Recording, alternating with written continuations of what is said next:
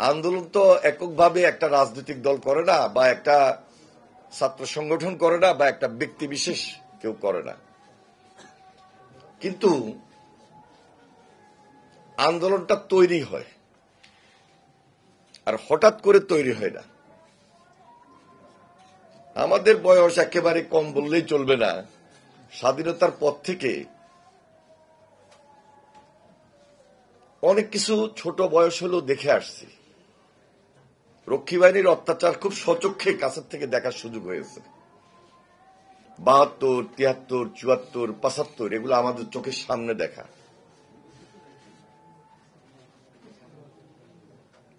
এর পরবর্তী অধ্যায়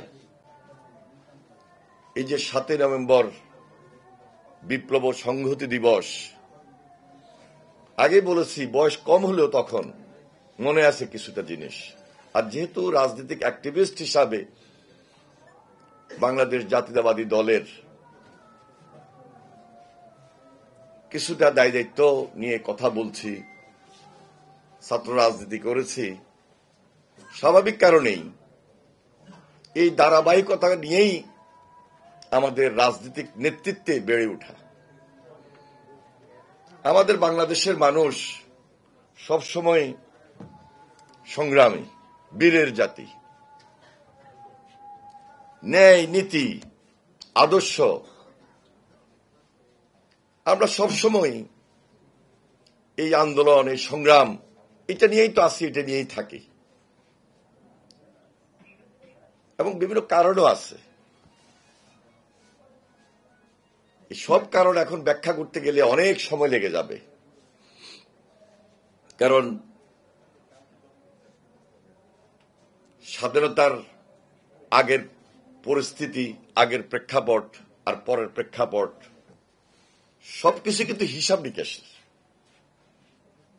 এমনিতেই তো বাংলাদেশ স্বাধীন হয় নাই। স্বাধীনতার সময় ভূমিকা কি, কার ভূমিকা, কোন ব্যক্তির ভূমিকা, এবং স্বাধীনতার পরপর আবার কেন আমাদের দেশ সেই কাঙ্ক্ষিত লক্ষ্যে পৌঁছা, স্বাধীনতার সুফল অর্জন করা কেন হয় নাই, কেন পারে নাই। বিশেষ করে এই জেনারেশন, এই যুবক শ্রেণী যাদেরকে নিয়ে আমরা ফ্রন্ট লাইনে সবসময় ছিলাম, আছি, এবার বুঝতে বাকি হয় নাই যে আসলে প্রকৃতপক্ষে এই বাংলাদেশের একটা দরদি দল কে হতে পারে, বা কার নেতৃত্বে আমরা সবাই ঐক্যবদ্ধ হতে পারি।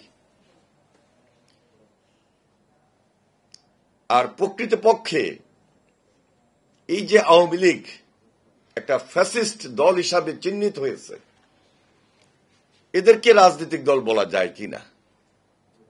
আমি যদি স্বাধীনতার পর থেকে দেখি, আমার হিসাবে অনেকেই বলবেন, এবং এই প্রজন্ম এখন বলতে বাধ্য হয়েছেন, তাদের যে রক্তচক্ষু, তাদের যে ল্যাঙ্গুয়েজ, তাদের যে বডি ল্যাঙ্গুয়েজ, কথাবার্তা, আচার আচরণ, সেই স্বাধীনতার পর তাদের যে দুর্নীতি, দুঃশাসন, গুম খুন, আর এবার 17 বছর এসে হাসিনার নেতৃত্বে তার চেয়ে ভয়াবহ, ভয়ঙ্কর, দানবীয় কায়দায় দেশের মানুষকে জিম্মি করা, দেশের রাজনৈতিক দলগুলোকে অত্যাচার নির্যাতনের মধ্য দিয়ে ধ্বংস এবং নিঃশেষ করে দেওয়া। এবং শেখ হাসিনা সরাসরি বলেই ফেলেছিলেন, আমার অ্যাবসলিউট পাওয়ার দরকার, গণতন্ত্র নয়, উন্নয়নটাই আমার কাছে প্রায়োরিটি। তার মানে দুর্নীতিটা তার কাছে প্রায়োরিটি, দেশ তার কাছে প্রায়োরিটি নয়। অন্যান্য রাজনৈতিক দল, রাজনৈতিক পরিবেশ, সাধারণ মানুষের স্বাভাবিক সাধারণ জীবনযাপন তার কাছে প্রায়োরিটি ছিল না। পাওয়ারটা অ্যাবসলিউট ছিল, প্রায়োরিটি ছিল। ফ্যাসিবাদ এখান থেকেই জন্ম হয়েছে, এভাবেই ফ্যাসিবাদের সংজ্ঞা নির্ণয়িত হয়েছে। কোনোভাবেই রাজনৈতিক দল হিসাবে আপনি তাকে বলবেন যে 47 সনের সেই রাজনৈতিক দল স্বাধীনতার পর এটাকে আর রাজনৈতিক দল বলা যায় কিনা, সে অধ্যায় তারা তৈরি করে নাই, সেই পরিবেশ তারা রাখে নাই, এবং সেই সিদ্ধান্তগুলো তাদের পক্ষে নিয়ে যাবে এবং অন্য কেউ এই দলকে তাদের মতো করে বা রাজনৈতিক দলের বিশ্লেষণে এনে সংজ্ঞায়িত করবে রাজনৈতিক দল হিসাবে, এটা আমি দেখি নাই।